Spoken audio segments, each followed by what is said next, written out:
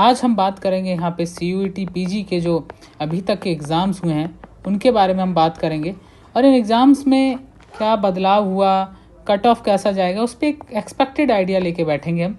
और जो स्टूडेंट्स के अभी तक हमारे पास डेटा आया है उसके बेस पे हम आपसे बात करेंगे।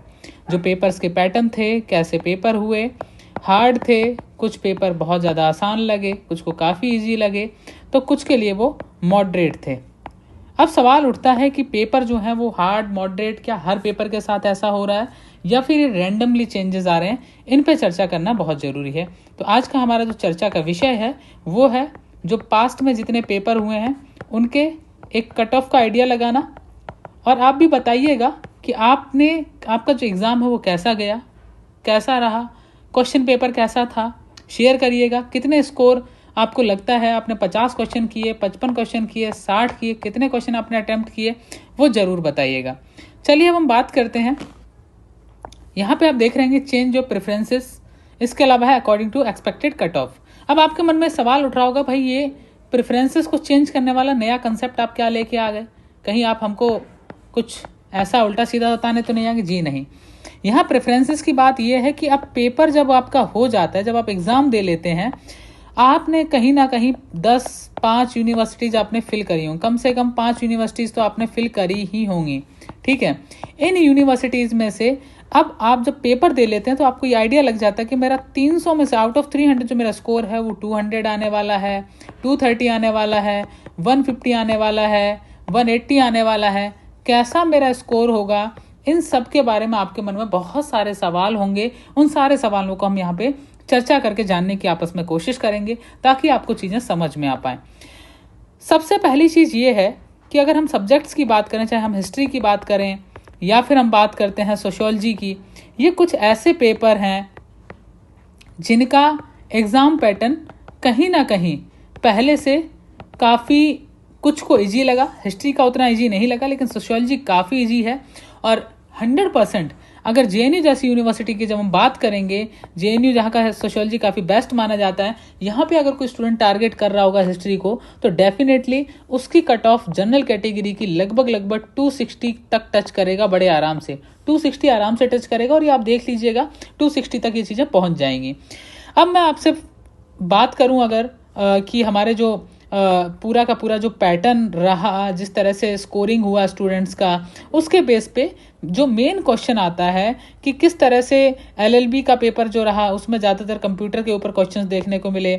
उसके अलावा ये देखने को मिला कि जो एग्ज़ाम्स हमारे हुए हैं उनमें कुछ के पैटर्न जो थे वो काफ़ी चेंज थे। खासकर इंग्लिश लिटरेचर की मैं बात करता हूँ। यहाँ पे इंग्लिश लिटरेचर की अगर मैं बात करूं तो इंग्लिश लिटरेचर में ये चीज़ देखने को मिली। इंग्लिश लिटरेचर में कुछ क्वेश्चन हिंदी लिटरेचर से रिलेटेड राइटर्स के पूछे गए थे, ठीक है। हो सकता है कुछ लोग इससे सेटिस्फाइड होंगे, लेकिन maximum number of student satisfied नहीं है, क्योंकि इंग्लिश लिटरेचर का हिंदी लिटरेचर के राइटर से कोई लेना देना नहीं होता है, जो कि सरासर एक नाइंसाफ़ी हुई है। इसके अलावा आप बात करते हैं LLB की बात करते हैं। LLB के अंदर जो मैक्सिमम पोर्शन देखने को मिला वो कंप्यूटर से देखने को मिला।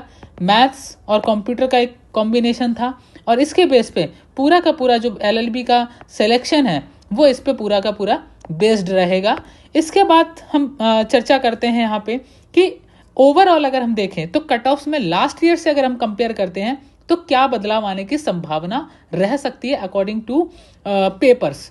मैं ये नहीं कहूँगा अकॉर्डिंग टू मी, मैं सिर्फ ये कहूँगा कि अकॉर्डिंग टू पेपर्स क्या बदलाव आ सकते हैं, ये एक देखने वाली बात होगी और उसी पे हम चर्चा करने के लिए आज आपके साथ यहाँ पे जुड़े हैं। आशा करते हैं आपको सेशन समझ आ रहा होगा, आपके डाउट्स क्लियर हो रहे होंगे। अगर आपके मन में कोई भी संशय है, कोई भी क्वेश्चन है तो जरूर पूछिएगा ताकि हम उस संशय को समाप्त कर पाएँ।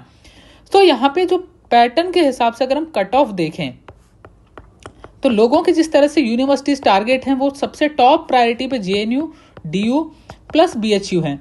नॉर्थ इंडियंस के लिए यूनिवर्सिटी ऑफ हैदराबाद उतनी प्रायोरिटी नहीं है डिस्टेंस की वजह से, तो लोग ज़्यादातर इन 3 यूनिवर्सिटीज़ को अपना टारगेट बना रहे हैं। मैं आशा करता हूँ तीनों यूनिवर्सिटीज़ का जो टारगेट है वो आप बड़ी आसानी से पूरा कर पाएंगे।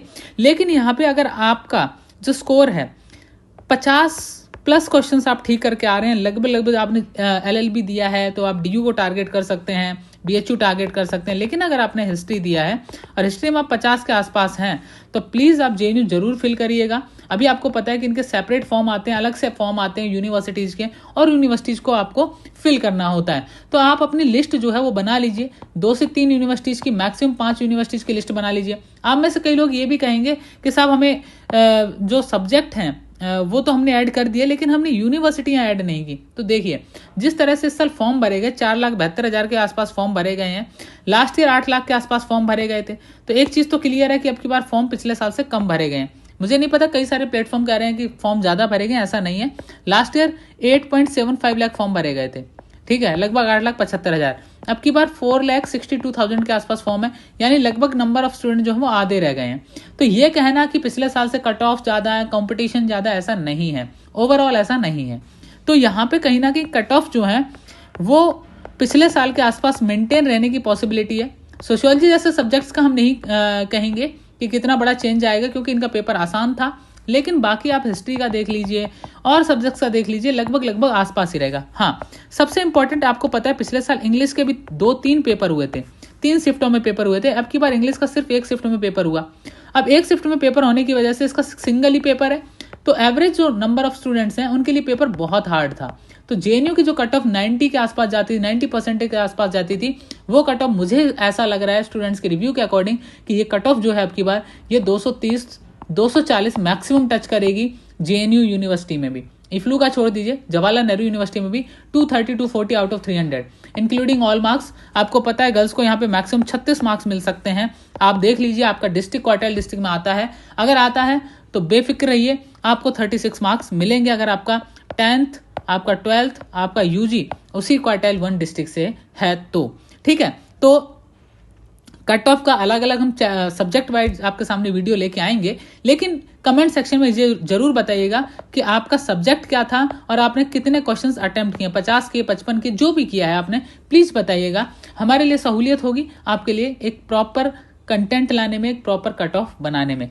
आप सबका शुक्रिया हमारे साथ जुड़ने के लिए। अगर आपका कोई भी सवाल है तो डेफिनेटली आप कमेंट सेक्शन में कमेंट कर सकते हैं। उसके साथ हमारे व्हाट्सएप हेल्पलाइन नंबर पर आप हेल्प मांग सकते हैं।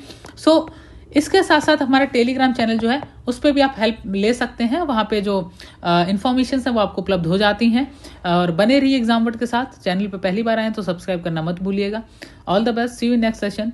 और अपना स्कोर बताना ना भूलें, जो आपका क्वेश्चन नंबर अटेम्प्ट किया आपने उसके हिसाब से थोड़ा सा आसान होगा हमारे लिए कट ऑफ को रीडिजाइन करना। Thank you very much, wish you all the best.